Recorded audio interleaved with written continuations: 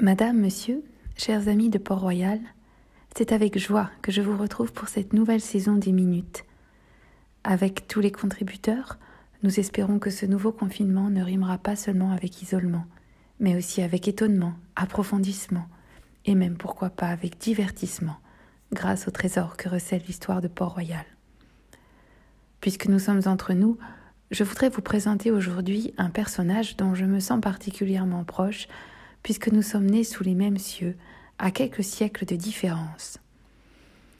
Sébastien Joseph du Cambou de Coislin est en effet né à Pontchâteau en 1634, et c'est sous ce patronyme qu'on le désignera le plus souvent à Port-Royal, Monsieur de Pontchâteau, lorsqu'on veut bien l'appeler par son vrai nom, car Monsieur de Pontchâteau est un des amis de Port-Royal qui aura vécu la grande partie de son existence sous des noms d'emprunt. Monsieur Michelin, Monsieur Mercier, Monsieur de Montfrin, Monsieur Fleury. Ces identités changeantes en disent long sur les 1000 vies qui ont tissé l'existence de Monsieur de Pontchâteau. Fiancé malheureux, puis pénitent velléitaire, avant de participer activement à la diffusion des provinciales, d'être agent de Port-Royal à Rome ou à Nordstrand, jardinier à Port-Royal des Champs, ermite à Orval, toujours sur la route pour une nouvelle mission, et bien plus encore dans une recherche intérieure, tendue vers un salut si difficile à atteindre. Alors, si vous voulez partir sur les traces de Monsieur de Pontchâteau, en selle.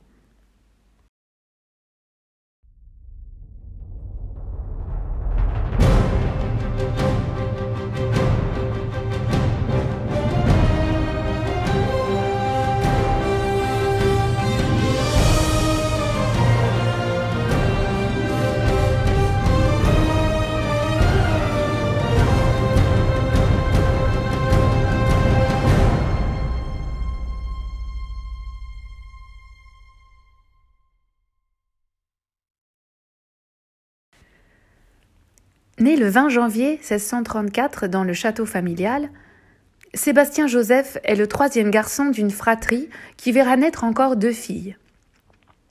Son père, Charles du Cambou, baron de Pontchâteau et de la Roche-Bernard, est un cousin germain de Richelieu. Il est gouverneur de Brest et lieutenant général de Basse-Bretagne.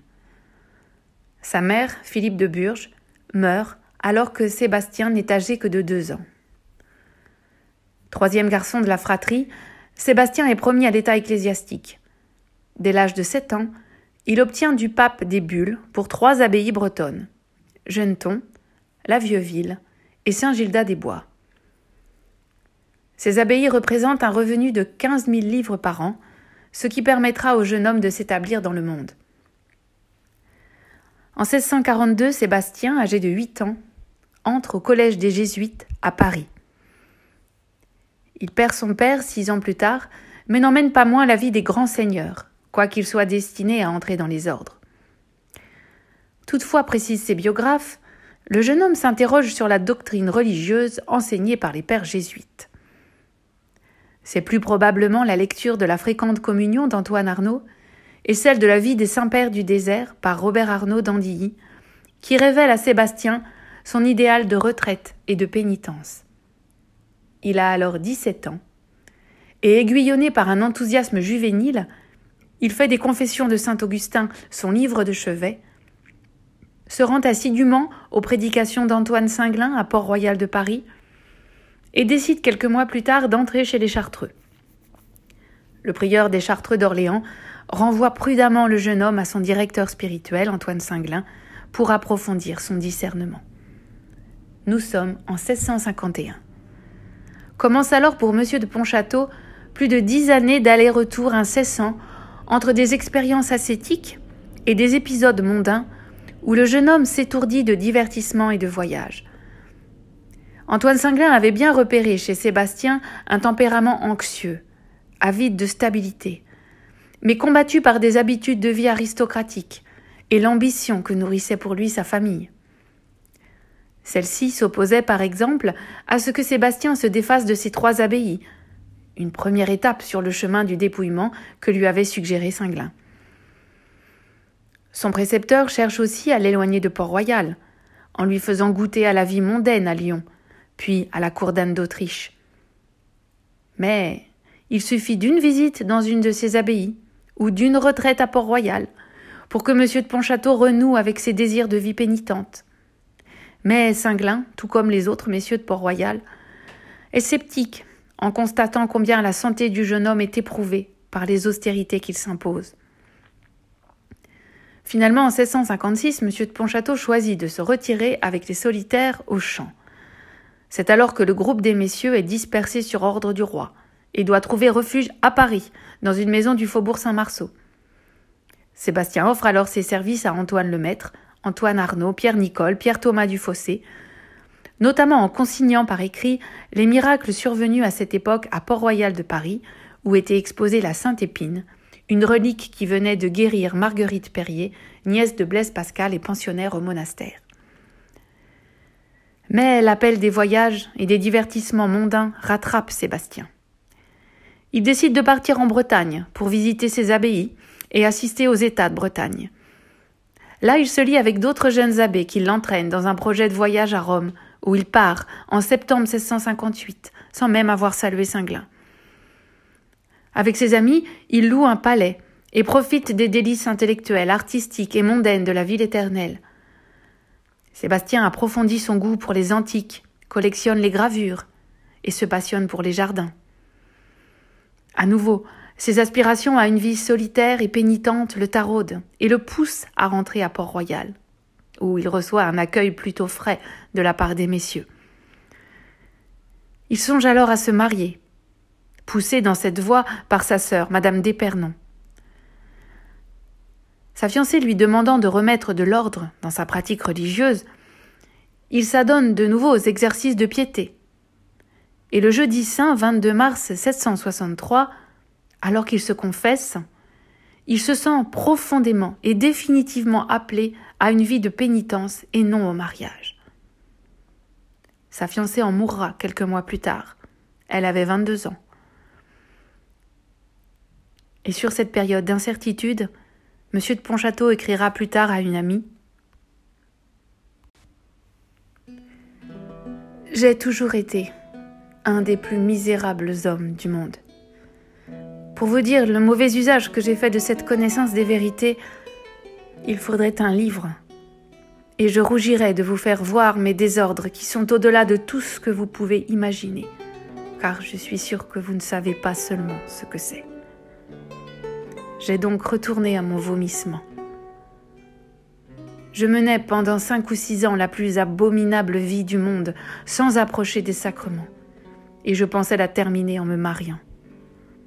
Mais Dieu, qui ne me voulait pas perdre, m'éclaira un jour d'une lumière si vive et me fit voir avec tant d'horreur l'état où je me trouvais, que mon corps, aussi bien que mon esprit, en furent abattus. Quand je me regarde, je me fais peur à moi-même. Si vous saviez quelle misère c'est d'avoir tant aimé le monde et m'être autant aimé moi-même, et combien tout cela est encore vivant en moi et se réveille en toutes occasions, vous en auriez grand pitié et vous en gémiriez pour moi, devant Dieu.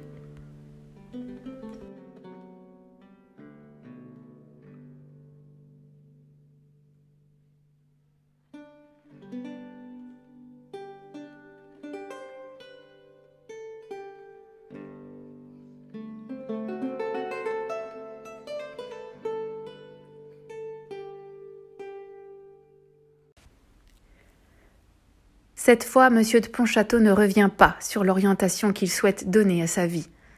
Il vend ses abbayes dans les années qui suivent. Il se sépare de sa belle bibliothèque et de ses meubles qu'il donne à Antoine Arnauld. Il consacre beaucoup de temps et d'énergie à l'investissement collectif des messieurs de Port-Royal sur l'île de Nordstrand, en mer du Nord, où il se rend. En 1667, il participe à la relecture du Nouveau Testament, traduit en français par les messieurs de Port-Royal, et fait entrer clandestinement à Paris des exemplaires de cet ouvrage prohibé. À son tour, il publie en 1669 la Morale pratique des Jésuites, compilation de plusieurs épisodes destinés à prouver la volonté de domination des Jésuites sur les territoires où ils prêchent. Par ses voyages répétés en Hollande, et auprès des évêques et du nonce du pape, il contribue à ce que l'on appelle la paix de l'Église, qui en 1669 apaise temporairement les querelles religieuses et permet à M. de Pontchâteau de s'installer enfin à Port-Royal des Champs, dans une petite maison où il est connu sous le nom de Monsieur Mercier, et remplit les fonctions de jardinier, soignant la vigne, le jardin potager, et se rendant au marché pour vendre ses produits. Son désir de solitude est impérieux, ainsi qu'il l'écrit dans une lettre. Comme je me suis retiré pour ne pas voir le monde, je ne le veux pas voir, en effet. Et si je ne pouvais vivre ici en cette séparation, je quitterais le pays et je m'en irais en chercher un autre, où je fusse plus à couvert de toute visite. Je me suis toujours opposé de toutes mes forces à une hôtellerie, car on a été fort près d'en bâtir une, parce qu'on était accablé de visites. Mais c'était une raison pour n'en pas avoir, car l'incommodité que l'on a que l'hôtellerie est si loin, fait que bien des gens n'y viennent pas, ou n'y demeurent pas si longtemps, ce que nous demandons de tout notre cœur.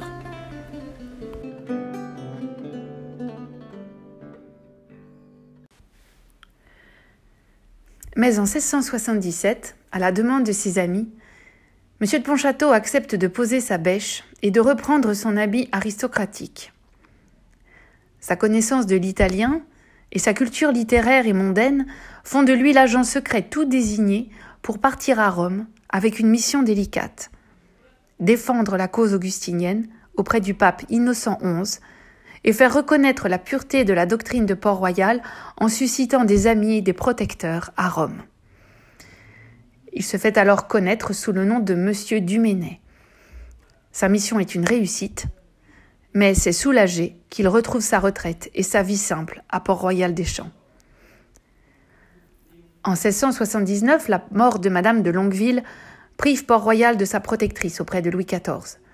Les persécutions reprennent et les solitaires sont chassés des champs, en même temps que les novices et postulantes du monastère. Les religieuses demandent alors à Sébastien de partir de nouveau pour Rome, pour obtenir l'approbation de leur constitution, le règlement intérieur du monastère, qui assurerait à la communauté une véritable légitimité face au roi. Toujours sous le nom de M. Duménet, il part, mais est démasqué, et l'ambassadeur de France à Rome l'invite à quitter la ville éternelle en juillet 1680. Il écrit alors: « Monsieur l'ambassadeur, le duc d'Estrées, m'ayant demandé ce que je faisais, et moi lui ayant répondu que je ne faisais rien, il reprit: « Puisque vous ne voulez pas dire ce que vous faites ici, le roi vous commande d'en sortir. » Si j'eusse eu grande envie d'y demeurer, je lui eusse demandé: « Est-ce donc que si je vous le dis, le roi ne me commandera pas d'en sortir ?» Mais quoique la question eût été fort naturelle et eût peut-être fort embarrassé monsieur l'ambassadeur, j'aimais mieux obéir tout doucement, car je m'exposais à un danger très évident. C'était le mois de juillet, dont la chaleur est mortelle, pour les étrangers surtout. Ainsi j'en fus malade assez considérablement, et j'en porte encore les restes.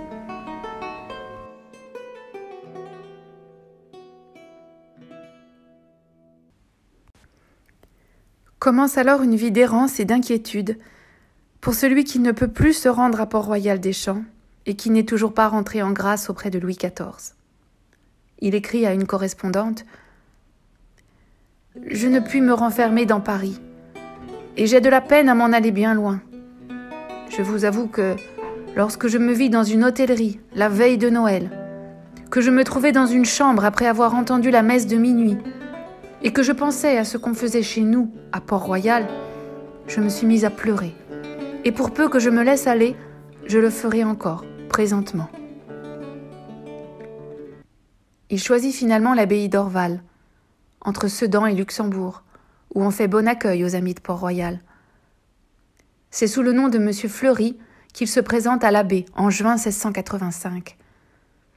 Sébastien conserve son statut de laïc, mais rend service aux moines dans l'entretien du jardin et suit les offices avec eux. Dans son ermitage, voisin des bâtiments conventuels, il apaise enfin ses angoisses grâce à la discipline d'une vie réglée.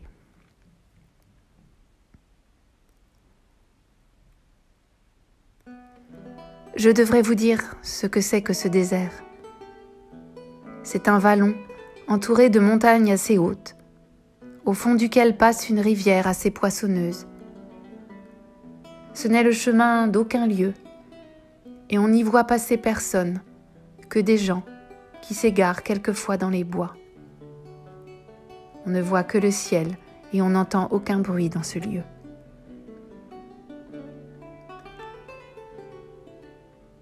Pontchâteau conclut sa lettre en disant qu'il lui semble vivre dans une gravure du flamand Sadler.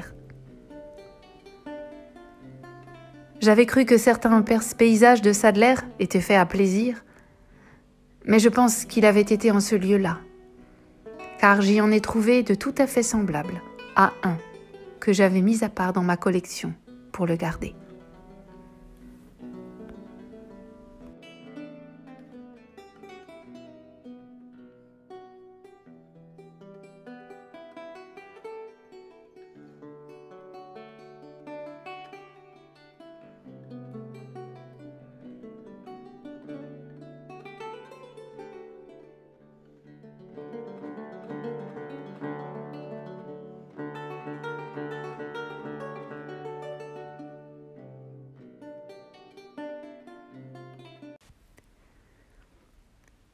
Appelé par Pierre Nicole à Paris au début de l'année 1690, M. de Pontchâteau quitte à regret une vie qui lui convenait et qu'il ne connaîtra plus. En effet, atteint d'une pleurésie, il meurt à Paris le 27 juin 1690, en ayant refusé de revoir sa famille. Sa nièce, la marquise de Coislin, ne pourra le voir une dernière fois que caché derrière un rideau. Il avait 56 ans. Le peuple, convaincu d'avoir assisté à la mort d'un saint, fait des reliques de son linceul. À sa demande, il est enterré à Port-Royal-des-Champs. Il avait légué aux religieuses de Port-Royal les 21 000 livres investis sur l'île de Nordstrand. Dans sa biographie de M. de Pontchâteau, Bruno Neveu souligne, je cite, « Cette sensibilité changeante, dont l'alternance d'enthousiasme et d'abattement, sans nuire à la cohérence d'une vive intelligence et d'une solide culture, confère aussitôt à l'existence entière un caractère romanesque et une touche de fantaisie. Se raconter ainsi dans ses misères, ses scrupules, ses châteaux en Espagne de dévotion, pour reprendre l'expression de M. de Pontchâteau, ses dégoûts, se fuir sans trêve, et ne pas se lasser de se peindre, arrêter parfois le mouvement même de la vie pour en analyser les ressorts, la plume en main, c'est offrir de soi, à son insu, une image assez attachante. Je vous remercie.